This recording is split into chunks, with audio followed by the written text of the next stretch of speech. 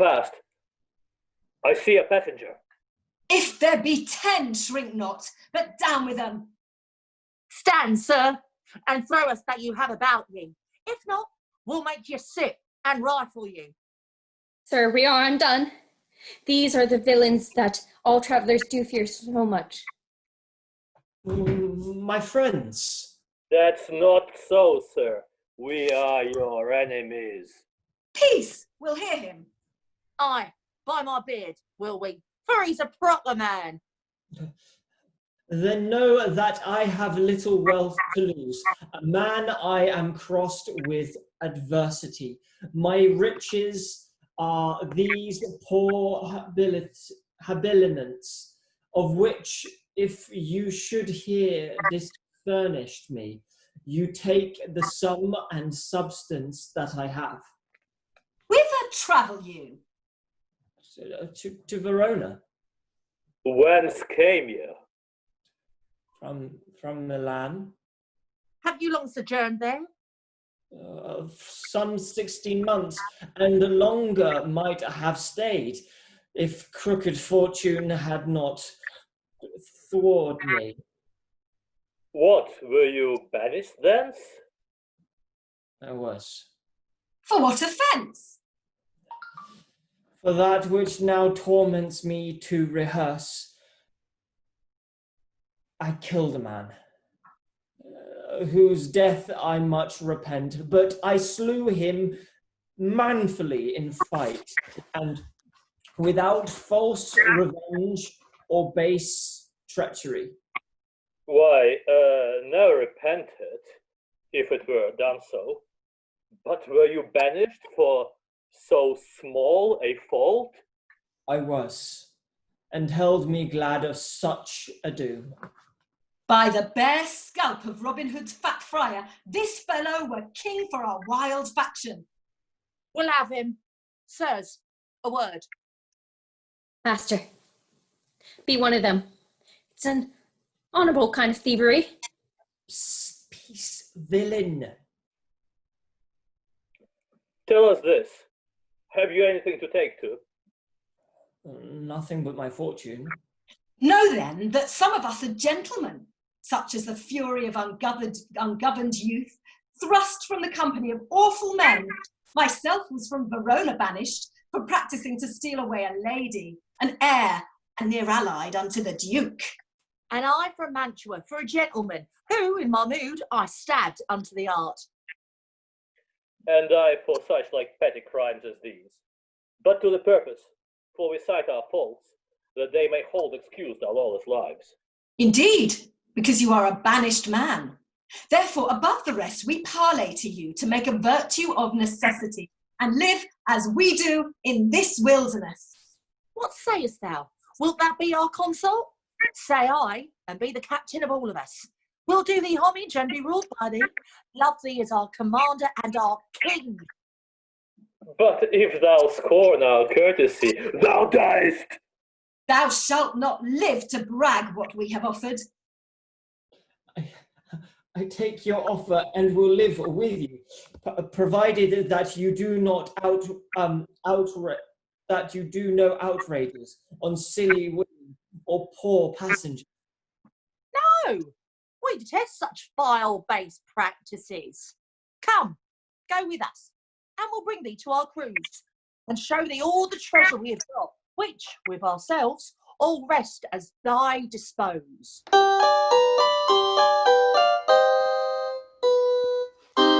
Already have I been false to Valentine, and now must I be as unjust to Thurio.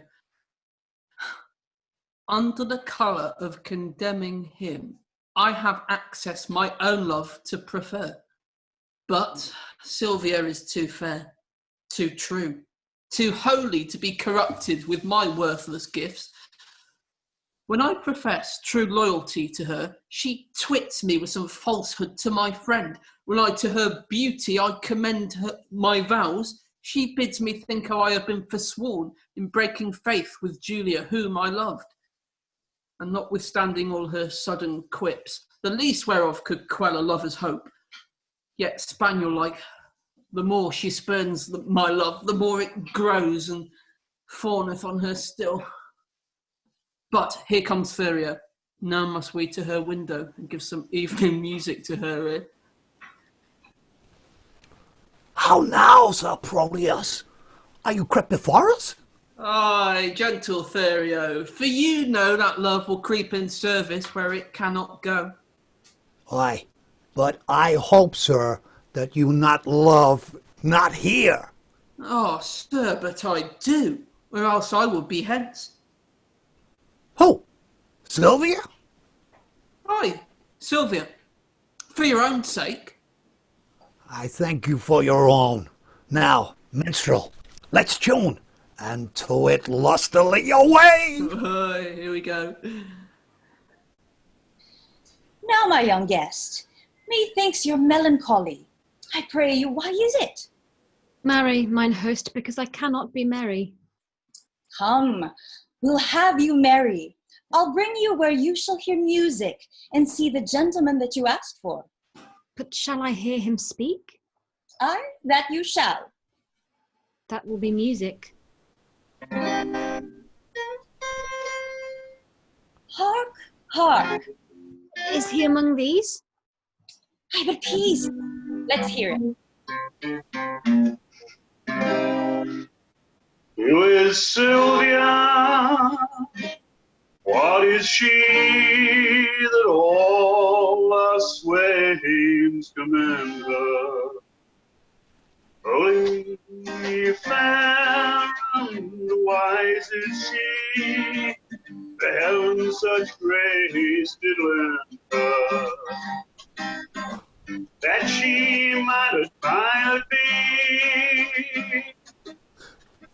Is she kind, as she is fair, but beauty lives with kindness. Love doth to her eyes repair, to help him of his blindness. And being helped in habits there. Yeah.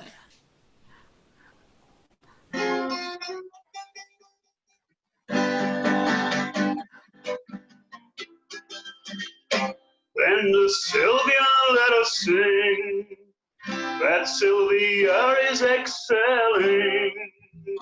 She excels each mortal thing upon the dark dwelling. To her let us God's bring.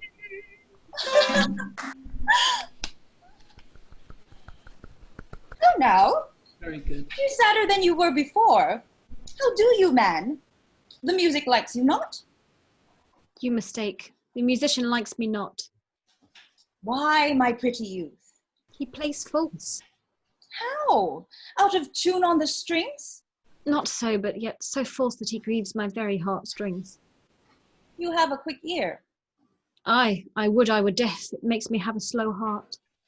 I perceive you delight not in music. Not a whit, when it jars so. What fine changes in the music? Aye, that changes the spite. You would have them always play but one thing?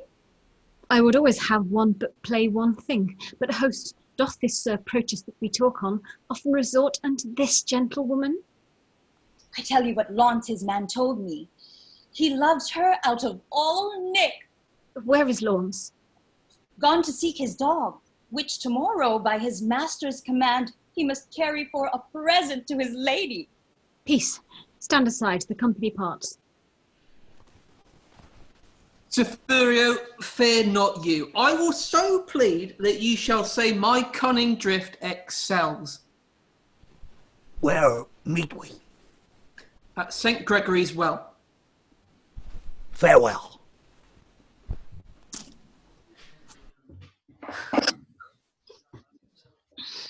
Madam, good even to your ladyship. I thank you for your music, gentlemen. Who is that spake?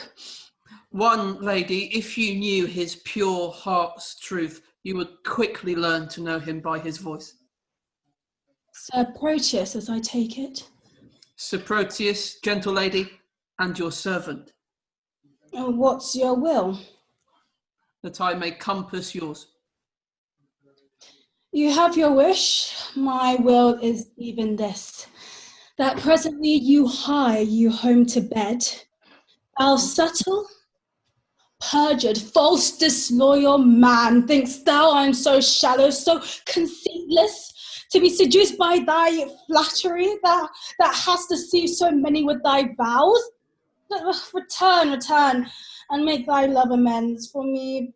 By this pale queen of night, I swear I am so far from granting thy request, that I despise thee for thy wrongful suit, and by intend to chide myself even for this time I spend in talking to thee.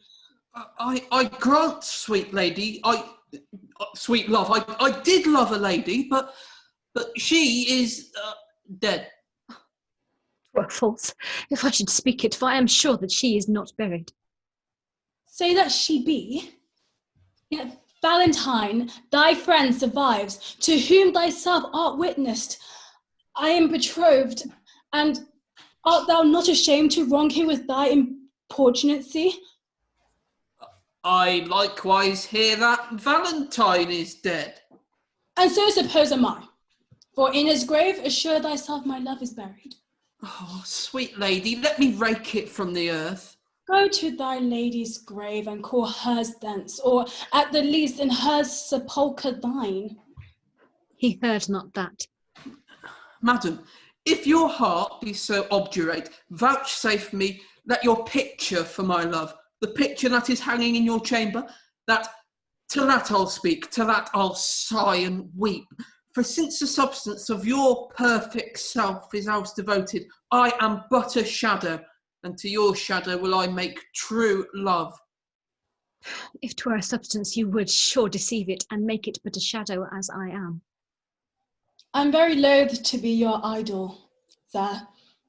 But since your falsehood shall become you well to worship shadows and adore false shapes, send to me in the morning and I'll send it. And so, good rest. As wretches have o'ernight that rate for execution in the morn. Host, will you go? Oh, by my halidom, I was fast asleep. Pray you, where lies Sir Proteus? Mary, at my house. Trust me, I think 'tis almost day. Not so, but it hath been the longest night, that e'er I watched, and the most heaviest. This is the hour that Madam Silvia entreated me to call and know her mind. There's some great matter she would employ me in. Madam, Madam, Madam. Who calls? Your servant and your friend, one that attends your ladyship's command. Oh, Sir Eglamour, 1,000 times good morrow. As many, worthy lady, to yourself, according to your ladyship's impose, I am thus early come to know what service it is your pleasure to command me in. O Eglamour, thou art a gentleman. Think not I flatter, for I swear I do not. Valiant, wise, remorseful, well accomplished.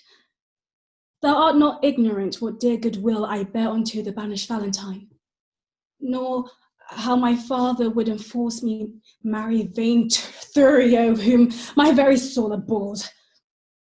And thyself hast loved, and I have heard thee say no grief did ever come so near thy heart as when thy lady and thy true love died, upon whose grave thou vowest pure chastity. Sir Eglamour, I would to Valentine, to Mantua, where I hear he makes abode.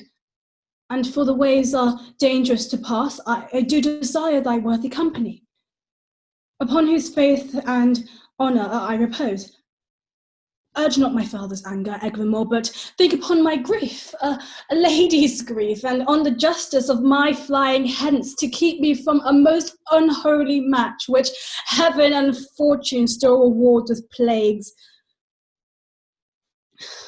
I do desire thee, even from a heart as full of sorrows as the sea of sands, to bear me company and go with me? If not, to hide what I have said to thee, that I may venture to depart alone. Madam, I pity much your grievances, which, since I know they virtuously are placed, I give consent to go along with you, recking as little what betideth me, as much as I wish all good fortune befortune you. When will you go? This evening coming. And where shall I meet you? At Friar Patrick's cell, where I intend holy confession. I will not fail your ladyship. Good morrow, gentle lady. Good morrow, kind Sir Eglamour.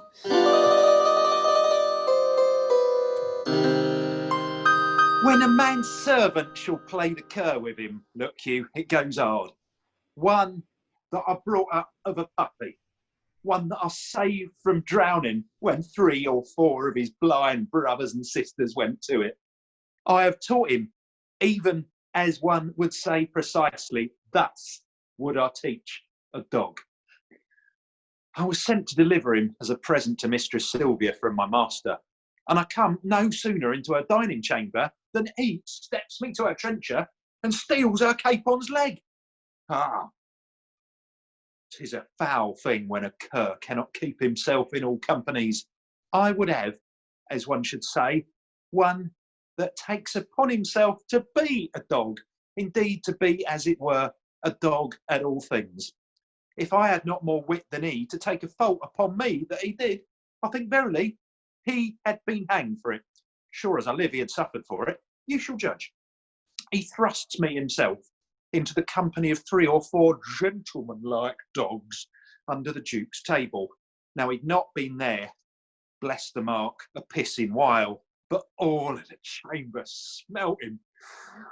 Out with the dog, says one. What cur is that, says another. Whip him out, says a third. Hang him up, says the Duke. Now I, having been acquainted with the smell before, knew it was crab, so goes me to the fella that whips the dogs. Friend, quoth I, mean you to whip the dog? Aye, marry do I, quoth he. You're doing the more wrong, quoth I. 'Twas I that did the thing you wot of. Well, he makes me no more ado, but whips me out the chamber. How many masters would do this for his servant? Nay, I'll be sworn I have sat in the stocks for puddings he hath stolen, otherwise he had been executed. I have stood on the pillory for geese he hath killed, otherwise he had suffered for it. Thou thinkst not of this now? Nay, I remember the trick you served me when I took my leave of Madam Silvia. Did I not bid thee still? Mark me, do as I do. When didst thou see me heave up my leg and make water against a gentlewoman's farthingale? Didst thou ever see me do such a trick? Sebastian is thy name. I like thee well, and will employ thee in some service presently. In what you please, I'll do what I can. I hope thou wilt. How now, you whoreson peasant? Where have you been loitering these 2 days? Marry, sir, I carried Mistress Silvia the dog you bade me. Oh, what says she to my little jewel? Marry, she says your dog was a cur and tells you currish thanks is good enough for such a present. But she received my dog? No, indeed, sir, she did not. Here have I brought him back again. Didst thou offer her this from me?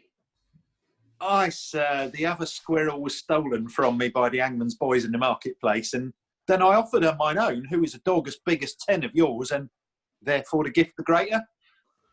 Go get thee hence and find my dog again, or ne'er return again into my sight. Away, I say. Stayest thou to vex me here?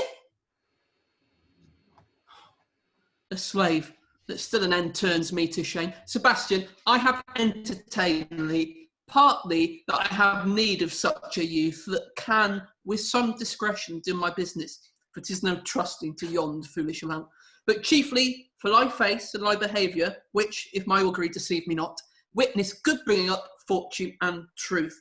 Therefore, know thou, for this I entertain thee. Go presently, and take this ring with thee. Deliver it to Madam Silvia. She loved me well, deliver it to me. It seems you love not her. To leave her token, she is dead, belike? Not so, I think she lives. Alas. Why dost thou cry alas? I cannot choose but pity her. Wherefore shouldst thou pity her? Because methinks she loved you as well, as you do love your lady Silvia. She dreams of him that has forgot her love. You dote on her that cares not for your love. 'Tis pity love should be so contrary, as thinking of it makes me cry alas. Well, give her that ring, and therefore with all this letter. That's her chamber.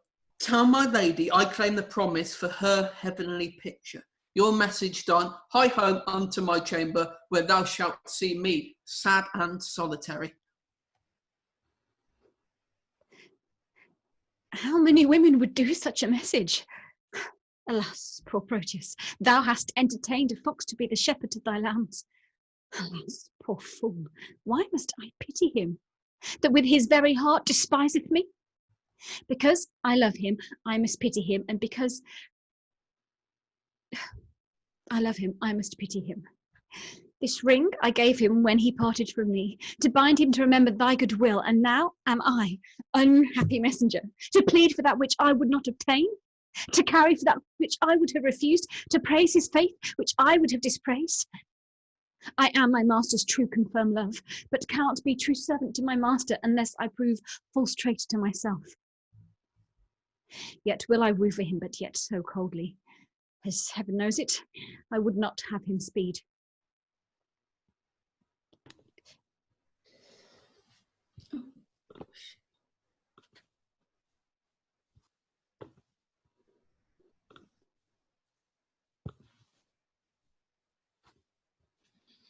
Gentlewoman, good day. I pray you be my mean to bring me where to speak with Madam Silvia. What would you with her, if that I be she? If you be she, I do entreat your patience to hear me speak the message I am sent on. From him? From my master, Sir Proteus, madam. Oh, he sends for picture. Aye, madam. Go, give your master this. Tell him from me, one Julia, that his changing thoughts forget would better fit his chamber than his shadow. Madam, please, you peruse this letter. Pardon me, madam, I have unadvised deliver you a paper that I should not. This is the letter to your ladyship. I pray thee, let me look on that again. It may not be, good madam, pardon me. There, hold. I will not look upon your master's lines. I know they are stuffed with protestations and full of new-found oaths, which he will break as easily as I do tear his paper. Madam, he sends your ladyship this ring. The more shame for him that he sends it me, for I have heard him say 1,000 times as Julia gave it him at his departure. Though his false finger have profaned the ring, mine shall not do his Julia so much wrong. She thanks you. What sayest thou? I thank you, madam, that you tender her. Poor gentlewoman, my master wrongs her much. Dost thou know her? Almost as well as I know myself. To think upon her woes, I do protest that I have wept under 100 several times. Belike she thinks that Proteus hath forsook her. I think she doth, and that's her cause of sorrow. Is she not passing fair? She hath been fairer, madam, than she is. When she did think my master loved her well, she, in my judgment, was as fair as you. But since she did neglect her looking-glass and threw her sun-expelling mask away, the air hath starved the roses in her cheeks and pinched the lily tincture of her face, but now she is become as black as I. How tall was she? About my stature. She is beholding to thee, gentle youth. Alas, poor lady, desolate and left, I weep myself to think upon thy words. Here, youth, there is my purse. I give thee this, for thy sweet mistress' sake, because thou lovest her. Farewell. And she shall thank you for't, if e'er you knew her. A virtuous gentlewoman, mild and beautiful. I hope the master's suit will be but cold, since she respects my mistress' love so much. Alas, how love can trifle with itself. Here is a picture. Let me see. I think if I had such attire, this face of mine were full as lovely as this of hers. And yet the painter flattered her a little. Unless I flatter myself too much, her hair is auburn. Mine is a perfect yellow. If that be all such difference in his love, I'll get me such a coloured periwig. Her eyes are as grey as a glass, and so are mine. Ay, but her forehead's low and mine's as high. What should it be that he respects her in her, but I can make respective in myself? In this fond love we're not blinded, God. Come, shadow, and come, take this shadow up, for 'tis thy rival. O thou senseless form, thou shalt be worshipped, kissed, loved, and adored. And, were there sense in this idolatry, my substance should be my statue in thy stead. I'll use thee kindly for thy mistress' sake, that use me so ere else. By Jove, I vow, I should have stretched out your unseeing eyes, to make my master out of love with thee.